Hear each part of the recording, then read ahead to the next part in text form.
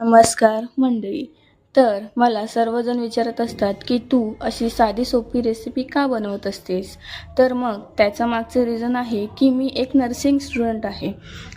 आम्ही रूमवर असे साधे सोपे जे लवकर बनवता येतील आणि खायला पण छान लागतील असेच रेसिपी आम्ही बनवत असतो. मग ही रेसिपी बनवायला जास्त काहीच मेहनत लागत नाही.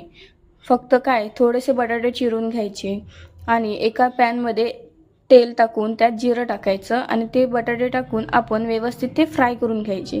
त्यानंतर चवीनुसार मीठ टाकायचं, मसाला टाकायचा, हळद टाकायचे आणि ते व्यवस्थित मिक्स करून घ्यायचे. ही रेसिपी तुम्ही पण नक्की करून पहा, तुम्हाला पण खूप आवडेल अशी ही रेसिपी आहे.